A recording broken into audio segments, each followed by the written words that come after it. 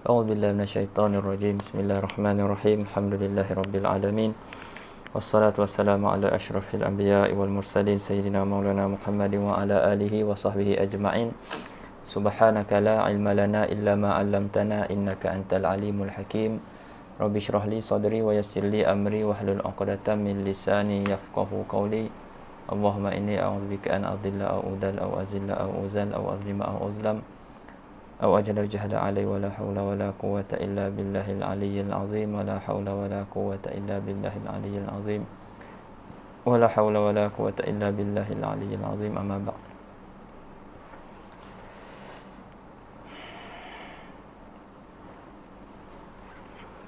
قال المصنف رحمه الله تعالى ونفعنا به وبعلومه في الدارين آمين. Faslun wa tadhurul khamru idza takhallalat bi nafsiha wa kadzalika an-nabidhu minat tamri waz zabib wa jiddul maitati idza dubigha. Fasal kata musannif rahimahullah, dan suci khamar dan jadi suci khamar apabila ia berubah menjadi cuka dengan sendirinya. Wa kadzalika nabid, begitu juga nabid daripada tamar dan juga zabib. Wa jildul maitati idza dubigha, dan kulit bangkai apabila disamak. Kata syarih hafizahullah, faslun fima yathuru minal a'yanin najisah bil istihalati wa kaifiyati izalatin najasah. Jadi dalam fasal ni, fasal yang baru ni, musannif rahimahullah nak sebutkan dua perkara lah.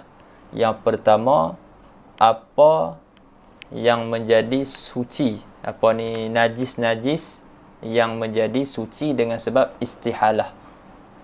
Najis-najis yang menjadi suci dengan sebab istihalah. Sebelum ni, pada fasal sebelum ni kita mengaji bab najis. Kita dah kenal dah apa ni ain-ain najis, kan? Kemudian apa yang kita biasa mengaji sebelum ni, kita sucikan tempat yang kena najis, bukan kita sucikan najis. Baik, ada tak najis-najis yang boleh bertukar daripada keadaan dia najis kepada suci? Jawapan dia ada. Jadi pada fasal ni dia nak sebut itulah ain-ain najis yang jadi suci dengan sebab berlakunya proses istihalah. Nanti dia akan terangkan makna istihalah. Dan dia nak terangkan dalam fasal ni wa kaifiyati izalatin najasah, dan cara menghilangkan najis. Cuma malam ni kita akan baca fasal ni je lah. Kita akan tengok syarahan dia. Adapun cara menghilangkan najis tu kita akan baca dalam pengajian yang akan datang insya-Allah. Baik. Jadi apa makna istihalah? Dia dah sebut dah dalam apa ni syarahan dia tu. Kata syarah apa ni faslun fi ma yathuru min al-a'yanin najisah bil istihalah. Jadi ada ain-ain najis yang jadi suci disebabkan berlakunya proses istihalah. Apa itu istihalah? Jadi kata syarah, al-istihalatu hiyan kilabu syai'i min sifatin ila sifatin ukhra ma'a baqaihi bihalihi. Inkilab ni kita kata apa, berubahnya sesuatu daripada satu sifat kepada satu sifat yang lain. Berubahnya sesuatu tu daripada satu sifat kepada satu sifat yang lain serta kekalnya ia dengan keadaan dia. Jadi apa benda Allah sallallahu alaihi yang jadi suci dengan sebab istihalah ni, kita sebut dulu. Antaranya adalah khamar. Khamar jadi suci dengan sebab istihalah. Jadi khamar asalnya najis. Khamar asalnya najis. Kemudian khamar tadi dia berubah daripada apa ni sifat dia yang memabukkan, dia cecair dan dia memabukkan, dia berubah kepada sifat yang lain. Dia jadi cuka. sifat memabukkan tu tak ada dah. Sifat memabukkan tu dah tidak ada dah. Daripada satu sifat dia berubah kepada satu sifat yang lain.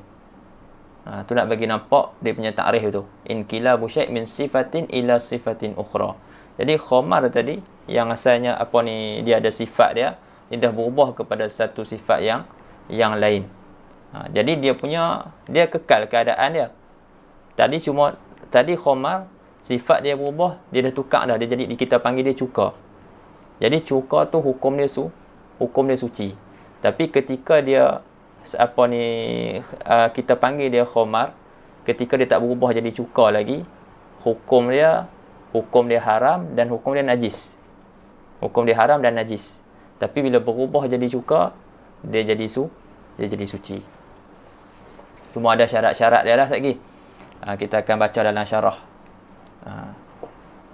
Begitu juga Allah sallallahu alaihi kulit bangkai. Tu kita akan lihat.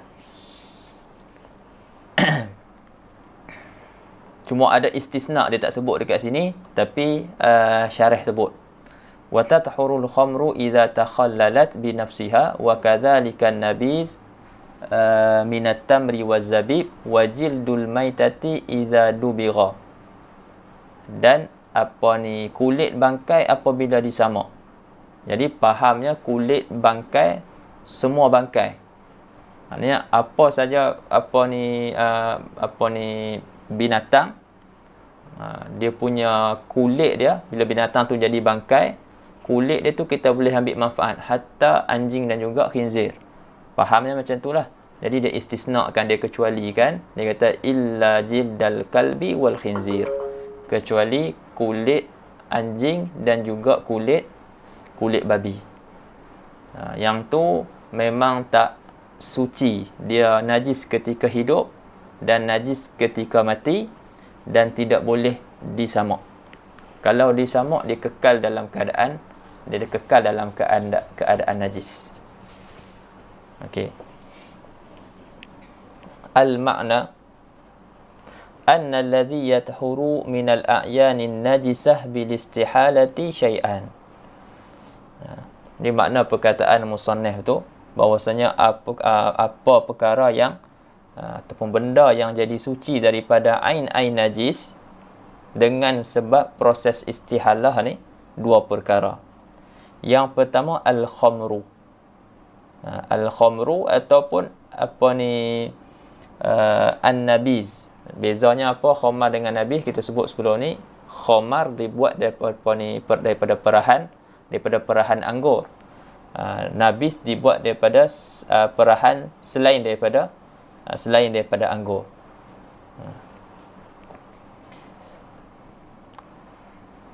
Jadi yang pertama al-khamru. Al-khamru idza takhallalat bi nafsiha. Khamar apabila jadi cuka ia dengan sendiri. Apabila jadi cuka ia dengan sendiri. Walam tusahibha ainun ajnabiyah, dan tidak disertai akannya oleh ain, satu benda lain yang ajnabi, benda luar. Dia faham, disebut dengan sendiri tu pun dah faham dah. Maksudnya tidak ada, kita kata campuran sesuatu benda yang lain. Walam tusahibha ainun ajnabiyah. Jadi kita tak ada lah letak sesuatu benda yang lain untuk mempercepatkan lagi ke kan, ataupun untuk membantu mempercepatkan jadi cuka.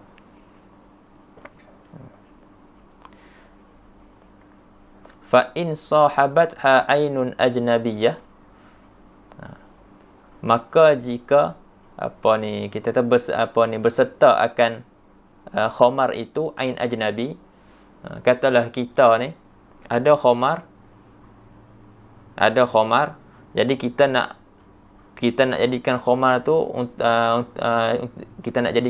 cuka. Lepas tu kita letak benda lain. Kita letak benda lain dalam khamar tu. Jadi waktu tu kita kata sahabatha ainun ajnabiyah. Jadi dia ada dua keadaan. Benda yang kita letak dalam khamar itu, sama ada benda tu benda suci ataupun benda tu benda najis. Benda yang kita campur ke dalam khamar itu, benda ajnabi itu, sama ada dia benda suci ataupun benda najis. Kata syarih, fa imma an takuna al-ainu tahiratan wa imma an takuna najisatan. Okey. Lepas tu dia nak tafsir satu persatu.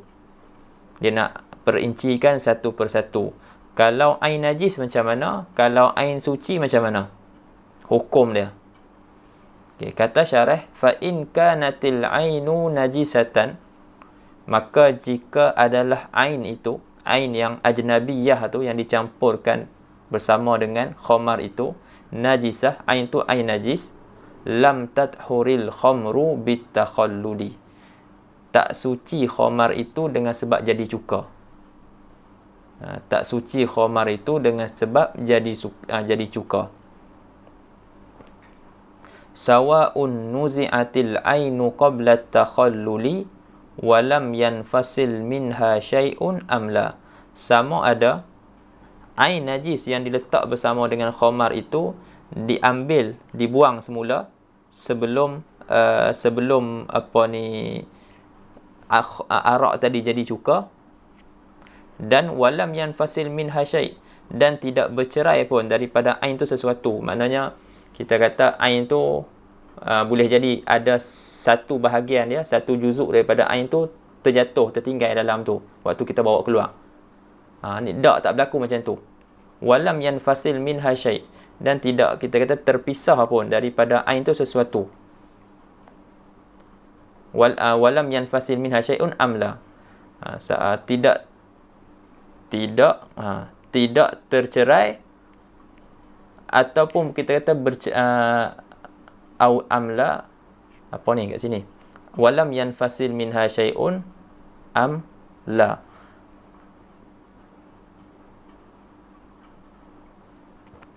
Okey, sawa'un nuzi'at al-ainu qabla takhallul amla. Anda nampak kat situlah.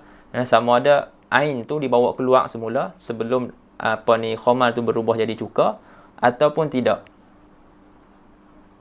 Ataupun selepas tu lah. Sebelum ataupun selepas. Dan waktu kalau lah kata dia bawa keluar sebelum berubah jadi cuka, dan tidak ada sesuatu pun yang tertinggal, memang semua bawa keluar dah. Tidak ada cebisan-cebisan ain tu yang kita kata tercerai dan tertinggal dalam khamar tu. Tidak ada. Tetap arak yang jadi cuka tadi tu tidak suci. Tidak jadi suci. Okey, boleh faham dekat tu? Mudah kata, bahasa mudahnya, kalau kita letak benda najis dalam arak tadi tu, kalau kita letak benda najis dalam arak tadi tu, lepas tu arak tu jadi cuka, maka cuka tadi tak suci. Sama ada benda najis tu kita keluarkan dia sebelum dia berubah jadi cuka, ataupun tidak.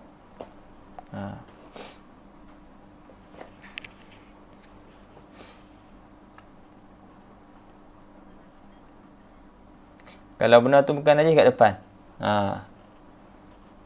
Okey. Wa in kanatil ainu tahiratan.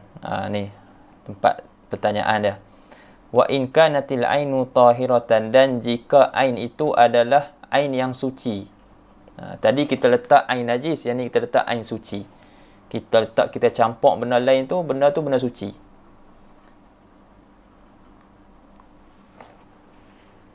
Yang ni lepas tu kita bahagikan pada dua. Benda yang kita letak tu benda suci kan. Lepas tu dia ada dua keadaan.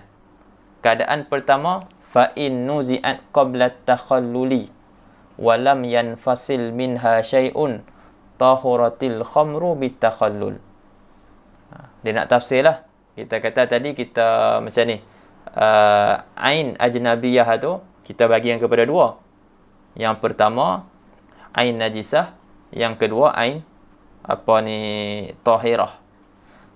Ain najisah perincian dia, tafsil ya, khamar tu tidak jadi suci. Khamar tu tidak jadi suci dengan sebab dia berubah jadi cuka. Sama ada ain najisah tu dibawa keluar balik sebelum dia berubah jadi cuka ataupun tidak. Okey ya. Yang kedua, ain ajnabiyah tu adalah ain yang suci. Ni dekat bawah dia buat dua nak panah pula. Maknanya ada dua keadaan. Ada dua keadaan. Jadi keadaan pertama, ain tahirah tu yang kita campurkan dengan khamar itu, kita bawa keluar balik sebelum arak tu jadi cuka. Kita bawa keluar balik sebelum arak tu jadi cuka, dan tidak ada sesuatu pun yang tertinggal dalam tu. Tidak ada sesuatu pun yang tertinggal dalam arak tu. Maksudnya semua ain yang kita bawa masuk tadi, semuanya kita keluarkan tanpa tertinggal secebis pun daripada ain tersebut.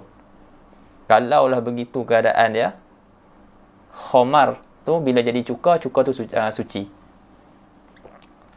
Fa in nuzi'at qabla takhallul, maka jika dikeluarkan ain tahirah tu qabla takhallul, sebelum dia jadi cuka, walam yanfasil minha syai'un, dan tidak bercerai daripada ain itu sesuatu, tahuratil khamru bitakhallul, suci khamar itu dengan sebab jadi cuka.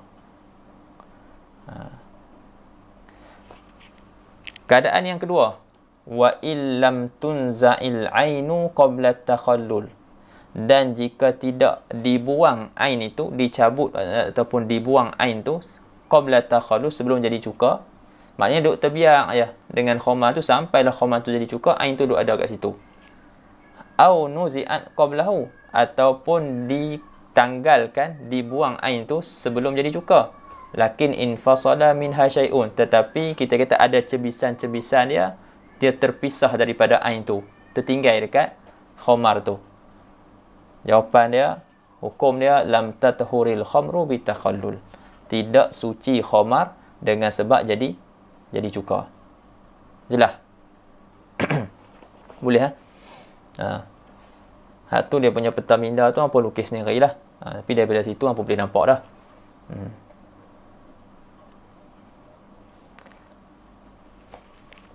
Okay, settle dia punya Allahumma salli ala sayyidina Muhammad. Masalah ni, masalah kita letak benda lain tu.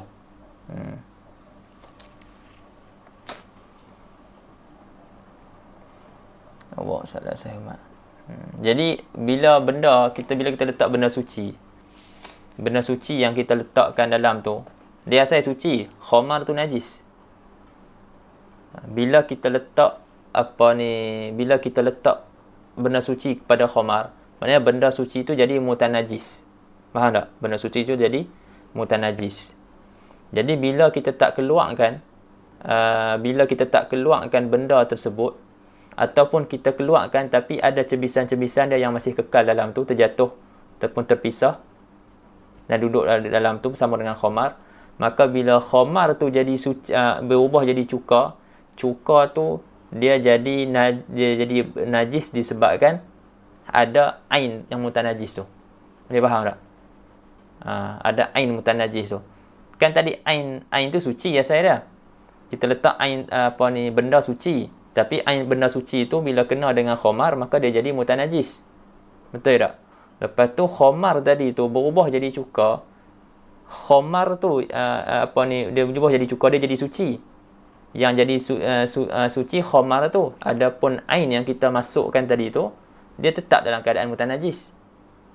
Faham tak? Jadi dia bercampur dengan cuka tu. Jadi dia pun jadi mutanajis. Sebab tu tak suci. Faham tak? Adapun kalau kita buat keluar awal, kita masukkan benda lain yang suci, lepas tu sebelum khamar tu berubah jadi sebelum khamar tu berubah jadi cuka, kita dah keluarkan dulu dah ain yang kita masukkan tadi tu. Jadi sekarang ni tidak ada apa-apa benda. Lepas tu dia berubah jadi cuka. Waktu tu suci cuka tersebut. Boleh faham?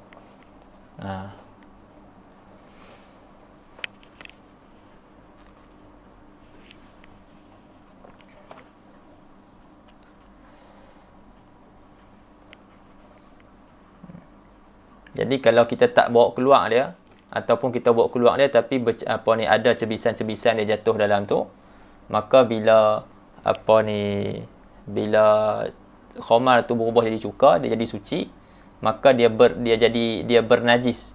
Dia orang kata apa? Dia dinajiskan oleh ain yang mutanajis tadi. Betul tahu bahasa tu? Boleh faham kan?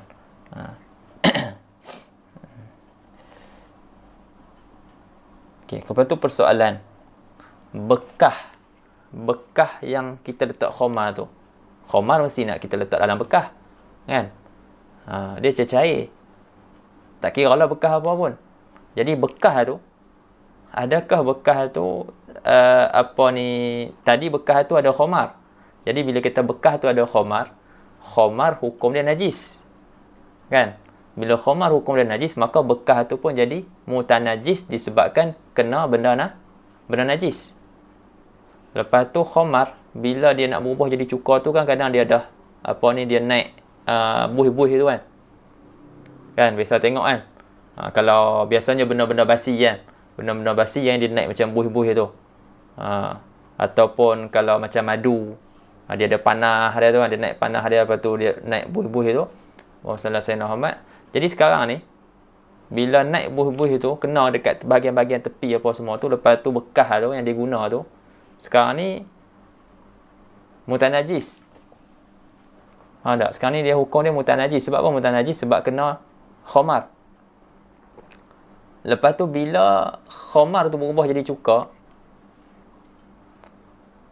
bagaimana hukum bekah tu? Adakah bekah tu pun turut suci juga ataupun tidak? Jawapan dia bekah tu pun turut suci. Bekah tu pun turut suci. Begitu juga penutup dia, ritak dia. Jadi kalau ada bekah, lepas tu ada penutup. Jadi penutup tu, bila khamar tu kan dia dah nak naik buih. Naik buih kan sampai atas, sampai kena penutup apa semua kan. Semua tu kita kata suci. Suci juga. Sebab apa suci? Di darurah. Kerana darurah. Sebab apa? Kalau kita tak kata suci, itu macam mana kita nak ambil manfaat daripada cuka tu? Cuka tu jadi suci, tapi bekah tu tak suci. Kalau bekah tu tak suci, maknanya cuka tu akan jadi mutanajis. Faham tak? Itu kata ulama, bekah tu pun turut suci lidarurah.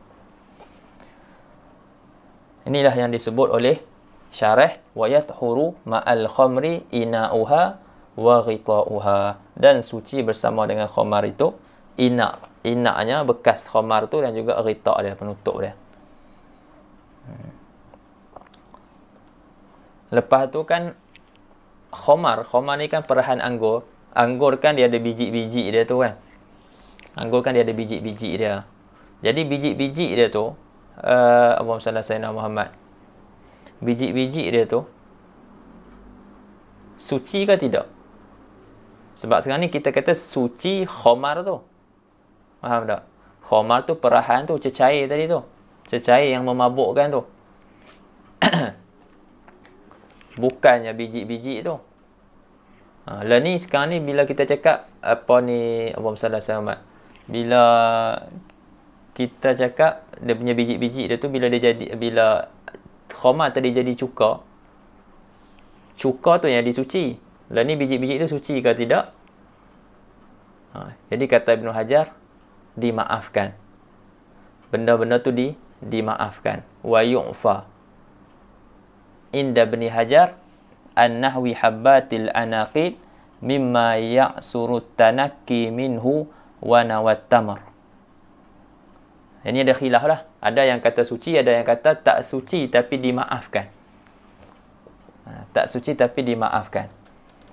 Di sisi Ibn Hajar dimaafkan. Dimaafkanlah umpama biji-biji tamar, biji-biji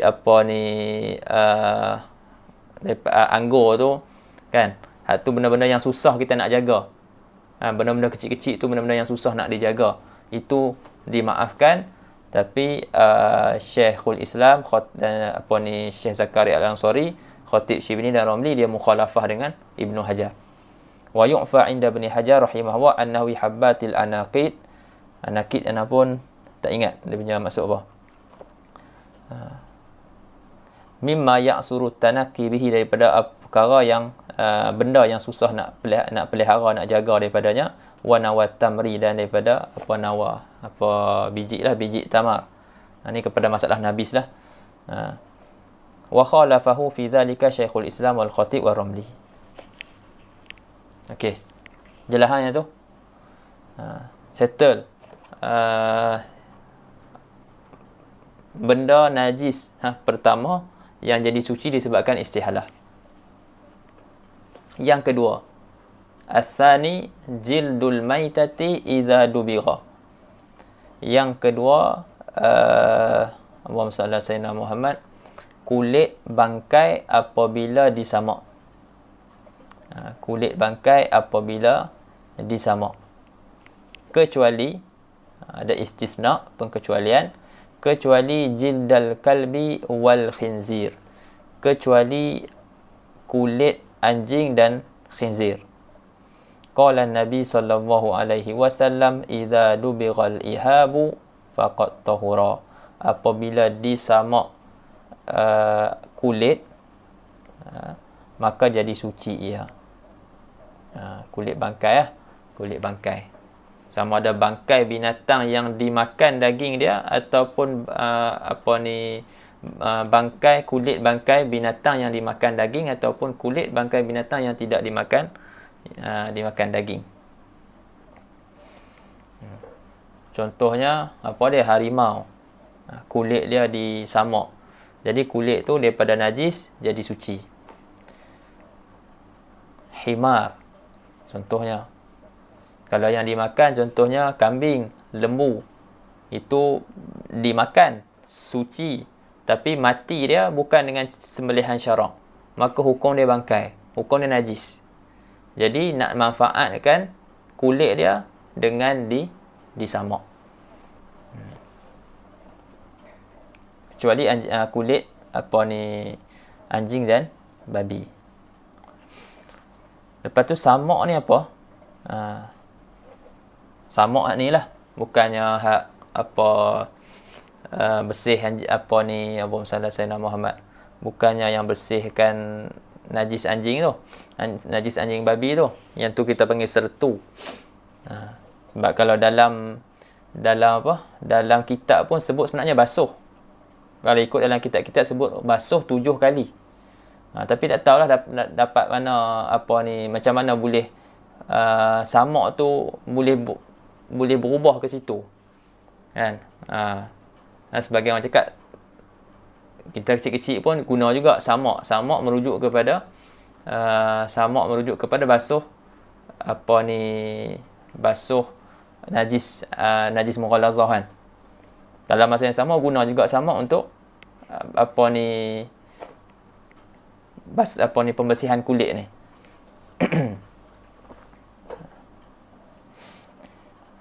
Jadi kalau ikut kitabnya, dia sebut basuh 7 kali, kan. Disebut basuh, guna perkataan pun dalam bahasa Arabnya tu sebut ghuslun. Dalam hadis pun falyaghsilhu sab'a marrat. Jadi kat sana tu basuh 7 kali, ataupun disebut sertu, ataupun tak tahulah daripada mana perkataan tu, asal muassal dia. Adapun sini samak. Baik, samak tu apa dia? Samak dia kata wadabru wa naz'ul fadalati bihirrifin walau najisan. Samak iaitu kita kata membuang lebihan-lebihan yang ada di kulit, yang menyebabkan kulit berbau busuk. Apa dia? Daripada darah, lendir-lendir, ataupun lemak-lemak yang masih ada di kulit tu. Jadi dalam proses samak ni kita akan buanglah benda-benda tu. Kita akan buang fadalat lebihan-lebihan yang ada pada kulit tu dengan menggunakan alat-alat yang hirif, alat-alat yang kita kata bersifat panah, tajam. Sama ada benda yang bersifat panah tu yang kita guna tu najis ataupun benda suci. Sama ada kita guna benda yang suci ataupun benda najis. Dan benda najis tu walaupun najis tu najis mughallazah, tak ada masalah. Boleh. Cuma lepas tu kita kena basuh lah 7 kali. Sekali dengan air tanah. Sebab tu dia kata walau najisan. Walaupun hirif tu benda najis. Tu dalam kitab dia sebut taik burung kan, taik burung merpati.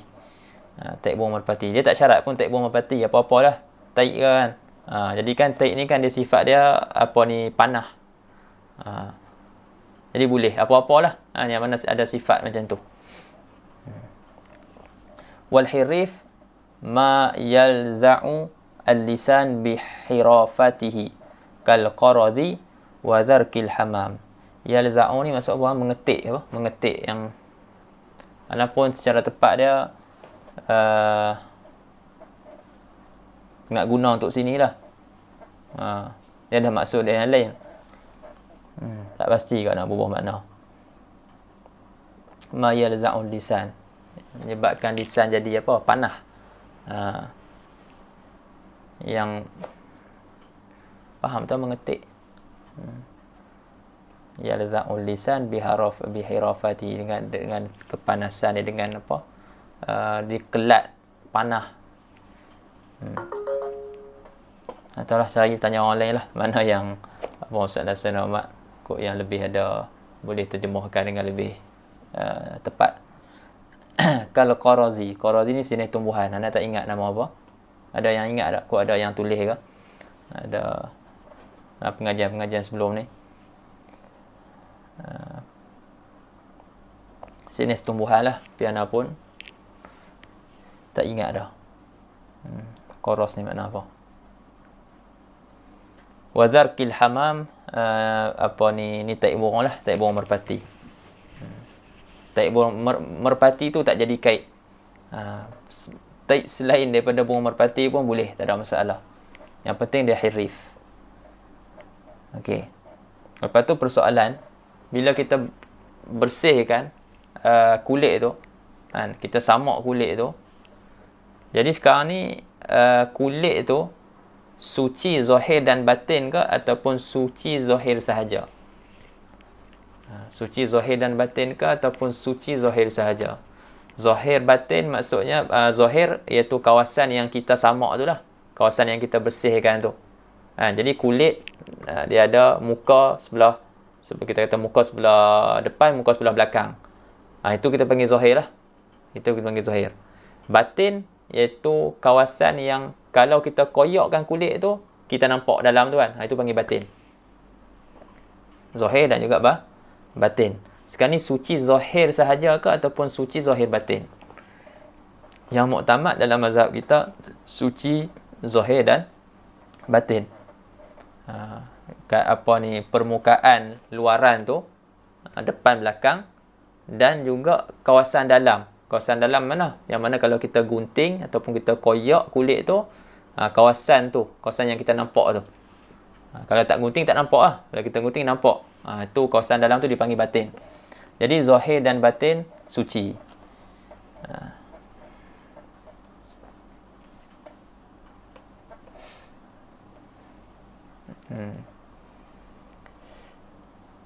Inilah kata syarah tu. Wa yatahuru bid-dabghi zahirul jildi wa batinuhu, dan suci dengan sebab samak tu zahir kulit dan juga batin kulit. Zahir kulit dan batin kulit. Cuma ada khilaf lah yang tu disebut, itu tak apa. Khilaf ulama pada makna zahir dan juga makna batin. Peganglah apa hak mana anda sebut tadi tu. Zahir hak mana kawasan luar tu, batin kawasan dalam.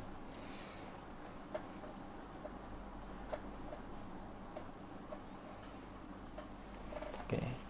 Lepas tu masalah khilaf tadi tu, masalah khilaf suci zahir batin tu, dia akan menyebabkan khilaf pada masalah yang lain. Kalau kita kata suci zahir sahaja, Maknanya kulit tadi tu, kulit yang kita bersihkan tu, kita tak boleh guna buat solat. Bukan, kita tak boleh guna buat pakai dalam solat. Kalau kita jadikan pakaian, kita pakai, tak boleh. Sebab apa? Kita dikira menanggung najis. Sebab yang suci bahagian luar, bahagian dalam tak suci. Jadi kita dikira menanggung najis. Tapi kalau kita sembahyang atas kulit tu tak apa. Tak? Sebab kita duduk bahagian yang suci. Najis bahagian bawah. Seolah-olah macam kita sembahyang tempat yang ada najis, kita hampak sejadah. Sah tak kita sembahyang kat situ? Boleh tak kita sembahyang? Tak ada masalah. Najis kat bawah. Kan? Kita tak ada pun bersentuh najis. Tempat sentuhan kita tu bukannya bernajis. Jadi kalau kalau kita kata kulit tu suci zahir saja, batin tak suci, jadi kita tak boleh menanggungnya dalam sembahyang, tapi kita boleh sembahyang di atasnya. Tapi kalau kita kata suci zahir dan batin, jadi kita boleh menanggung dia dalam sembahyang. Kita jadikan pakaian, kita pakai, tak ada masalah. Sembahyang atas dia lagi-lagilah boleh. Kemudian terhasil daripada khilaf tu juga khilaf pada masalah jual beli lah. Kalau kita kata zahir suci zahir saja, batin tak suci, maka tidak boleh dijual beli. Sebab syarat nak syarat al-mabi', benda yang dijual itu mestilah benda yang kita kata syarat ma'qud alaih itu mesti benda tu suci. Kan? Mesti benda tu suci. Ataupun kita kata mutanajis dan tapi boleh dibersihkan. Tapi kalau kita kata zahir dan batin suci, maka boleh dijual beli. Tidak ada masalah.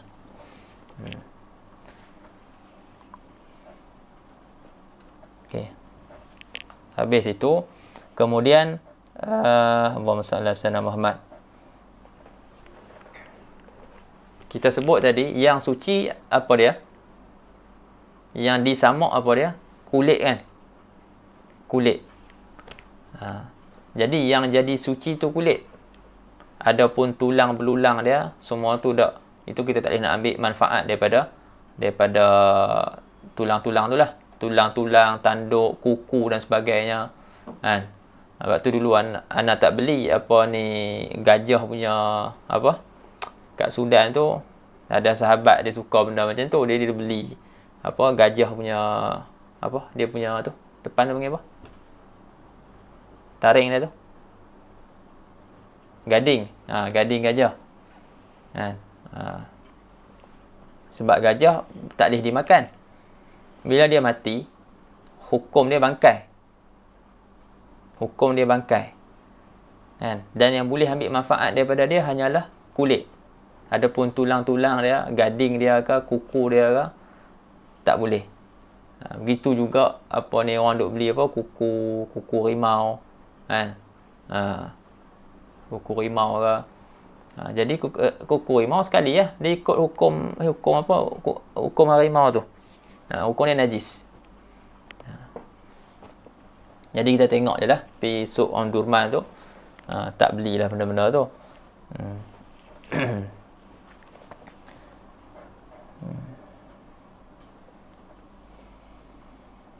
Cakap apa ni? Jadi yang suci yang kita boleh ambil manfaat adalah kulit. Bila kita samak, yang sucinya kulit. Cuma masalah dia, bila kadang kita samak, jadi ada bulu-bulu yang masih tersisa, yang masih tersisa dekat atas kulit tersebut. Jadi apa hukum bulu tersebut?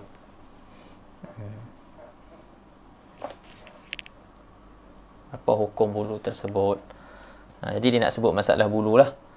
Dia kata wa amma sya'ru ataupun asy-sya'ru, dua-dua boleh. Wa amma asy-sya'ru alladhi 'ala al-jildil madbukh fa in kana kathiran fala yathuru wa in kana qalilan tahura tab'an lil jildi inda Ibn Hajar wa yu'fa anhu inda Ramli. Adapun bulu-bulu yang tersisa di atas kulit yang disamak, maka fa fihi tafsir lah, maka padanya tafsir, ada pada perincian dia. Fa in kana kathiran, jika bulu yang ada di atas kulit yang disamak itu banyak, fala yatuhuru, tak suci ia. Wa in kana qalilan, dan jika sedikit, yang ni ada khilaf. Di sisi Ibnu Hajar dia kata suci. Suci kerana ikut kulit. Kulit tu jadi suci, dia pun jadi suci juga. Adapun di sisi Romli, dia kata tak suci tapi dimaafkan. Tak suci tapi dimaafkan. Wa yu'fa anhu inda Romli rahimahumullah. Dia bezakan sini sedikit dan banyak. Baijuuri dia tak sebut pula sedikit banyak. Cuma dia sebut masalah bulu saja. Sebut masalah bulu, suci ke tak suci. Jadi kata Ibn Hajar suci kerana ikut kulit. Kata Imam Romli tak suci tapi dimaafkan. Tapi sini dia bahagikan sikit ataupun banyak. Boleh tengok kitab-kitab lain lah kalau boleh cari ya. Adakah memang ada farak, ada perbezaan antara sikit banyak tu. Baik.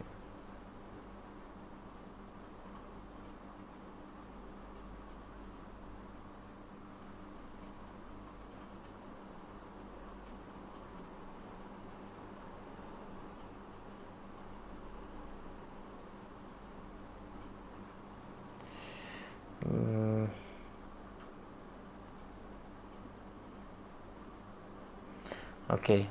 Kemudian hukum-hukum yang kita bincangkan tadi tu, kita baca tadi tu, dia kata wal hukmul mutaqaddim fi jildi ghairil muzakkah. Dan hukum-hukum yang telah lalu sebutnya tadi semua tu adalah pada kulit binatang, kulit bangkai yang tidak ataupun kita kulit binatang yang tidak disembelih. Kulit binatang yang tidak disembelih. Wa ammal muzakkah, adapun binatang yang dah disembelih, fayusannu dabru jildiha wala yajibu. Adapun kulit binatang yang disembelih, hukum dia tahir, suci. Hukum dia suci. Lembu kita sembelih, unta kita sembelih, kambing kita sembelih. Jadi semua suci. Tulang-tulang dia suci. Semua tu suci. Jadi orang samak juga tu sebab nak buang lebihan-lebihan yang ada pada kulit tu. Darah-darah, lendir-lendir. Lepas tu lemak-lemak dia.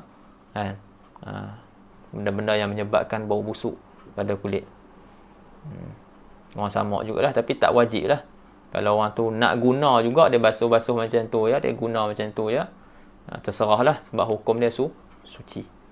Jadi dia kata sunat, tidak wajib.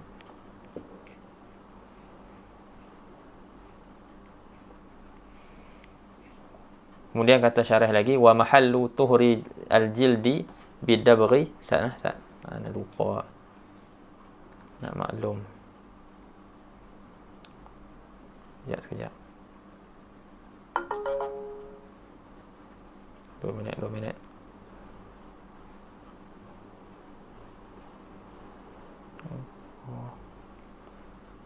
Sayyidina Muhammad.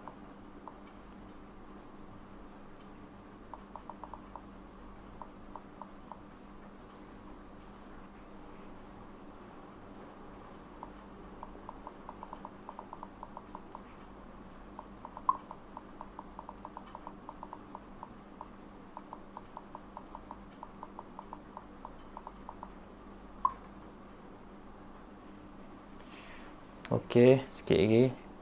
Dia kata apa? Wa mahallu tuhri jildil bidabghi idza tanajjasa bisababil mauti bi an kana tahiran halal hayah. Wa amma idza kana najisan halal hayah kajildil kalbi wal khinzir wa ma tawallada minhuma aw min ahadihima fala yatuhuru bidabghi. Dan dia kata mahal tempat suci kulit dengan sebab samak itu apabila kita kata binatang Apabila sesuatu benda tu dia jadi najis dengan sebab mati.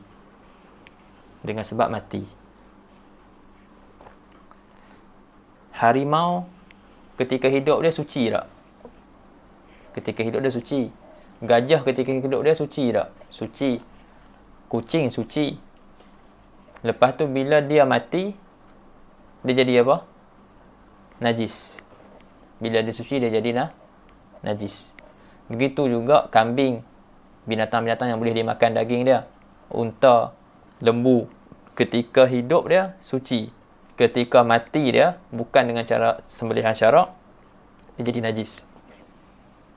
Dia jadi najis.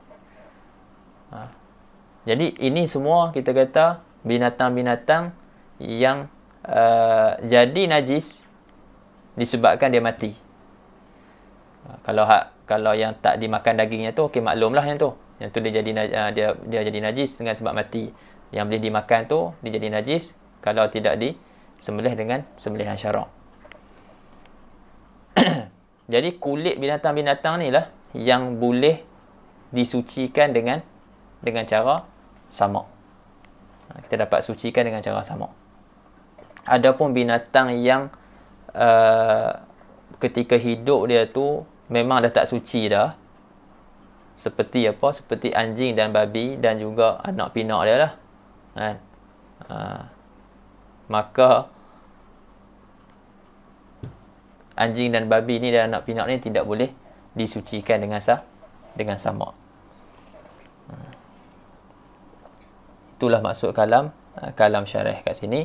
Wa mahallu tuhril jildi bidabri idza tanajjasa bisababil maut bi an kana tahiran halal hayah, dengan bahasanya dia suci ketika hidup. Wa amma idza kana najisan halal hayah, adapun apabila dia tu najis ketika hidup, kajildil kalbi wal khinzir, seperti kulit anjing dan kulit babi, wa ma tawallada minhuma, dan apa yang lahir daripada kedua-duanya ataupun yang lahir daripada salah satu daripada keduanya, fala yatahuru bidabri, maka tidak suci ya dengan sebab samak. Jadi anjing dan babi ni istisna. Jadi dia tak mau sebutlah. Dia ada, kalau ikut dalam hadis tu ada hadis Nabi sebut tu, ayyuma ihabin dubira faqad tahura. Dan apa kulit yang di kulit bangkai yang di samak, maka ia jadi suci. Jadi dalam hadis tu ada umum pada kalimah ayyuma tu umum, apa-apa kulit lah. Jadi sama ada kulit tu kulit anjing ke, kulit babi ke, ataupun selain daripada anjing dan babi. Lalu ditakhsiskan oleh kias.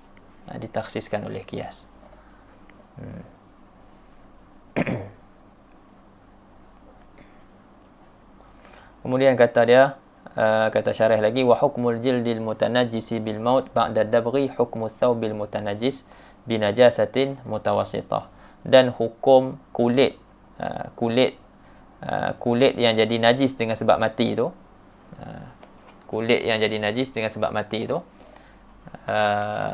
saya dia tak najis kan, ketika hidup dia suci, lepas tu dia mati, dia jadi najis. Lepas tu kita samak dia. Jadi hukum dia tu hukmu thawbil mutanajjis, hukum kulit yang jadi najis dengan sebab mati selepas disamak. Hukum dia adalah hukum pakaian yang kena najis dengan najis mutawassithah.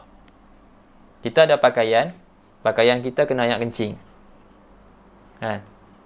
Begitulah hukum kulit yang disamak tadi tu.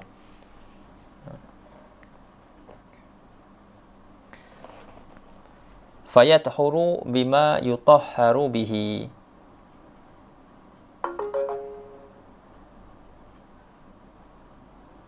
Atau fayatahuru bima yatahuru bihi, maka jadi suci ia kulit tu dengan apa yang jadi suci, dengan barang yang jadi suci ia pakaian tu dengannya.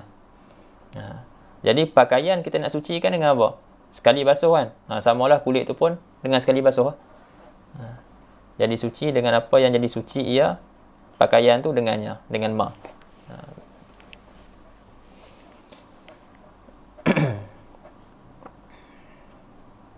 Lakin la yadurru asaru dibagh ba'da ghuslihi, tetapi tidak mudarat kesan apa? Kesan samak tu selepas membasuhnya. Macam mana kesan-kesan asaru dibagh ba'da ghuslihi? Wallahu a'lam.